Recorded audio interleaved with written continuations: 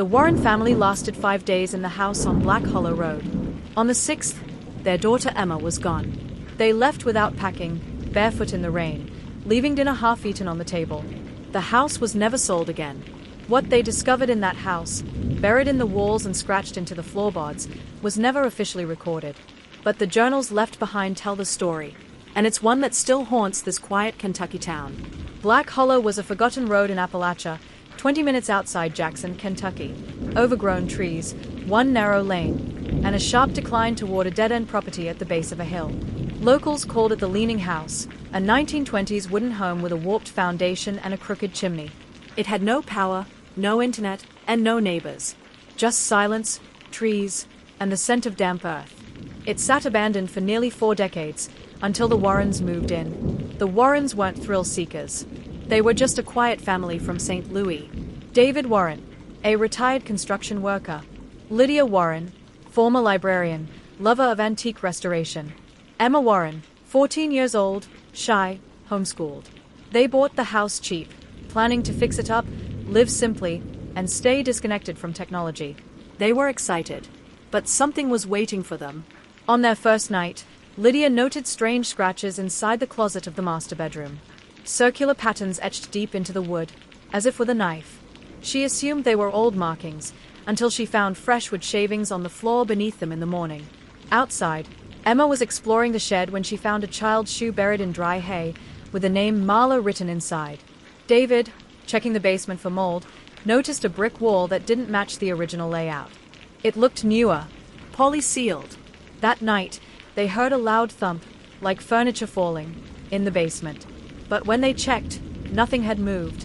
What they did find was a child's drawing, tucked behind the furnace, showing a family of 3, with their heads crossed out in red chalk. Emma didn't sleep that night. Lydia started journaling everything. Her entries became more frantic. Emma keeps seeing a girl in the yard, a girl with her mouth stitched shut.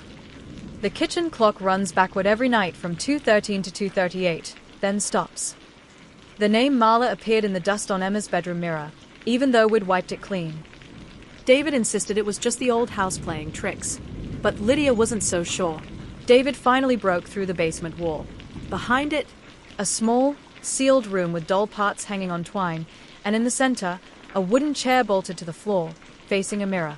On the mirror was scrawled, "Sit. Watch. Stay still."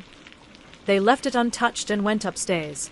That night, they heard the chair scrape across the floor, by itself. Emma refused to sleep in her room. She begged her parents to leave. The next morning, Emma was gone. No sign of forced entry. Front and back doors locked. Her boots were by the front door, untouched. Lydia found her journal in the attic, open to a page that simply said, "She wants me to sit now. I told her no. She's mad." David and Lydia ran into the woods screaming for her. No tracks, no sound, just quiet, so deep it rang in their ears. By sunset, they'd packed nothing. Just ran. Left the lights on. Plates still on the table. Dogs still in the house. They never went back. Locals found the home 2 weeks later, still open. The shed now had the names of 6 girls carved into the beams. Marla, Grace, Henley, Lucy, Emma, and one new name, Lydia. The basement mirror had cracked down the center. The chair now faced the door. David and Lydia refused all interviews. They moved to Oregon and lived completely off-grid. When asked by a local pastor what happened, Lydia reportedly said, "Some houses don't want to be empty. Some remember the children that kept them company." Lesson 1. Isolation can reveal more than silence. It can wake up things long forgotten. The Warrens thought quiet meant peace, but some places thrive on being unseen. Lesson 2. Always investigate the history of where you live, especially when it's been untouched for decades. Black Hollow Road had stories, but no one told them, because no one stayed long enough to finish one. Lesson 3. Not every horror story needs a murderer or a weapon. Some only need an open door and a curious mind. Emma didn't vanish into thin air. She followed something that looked like a child, but wasn't.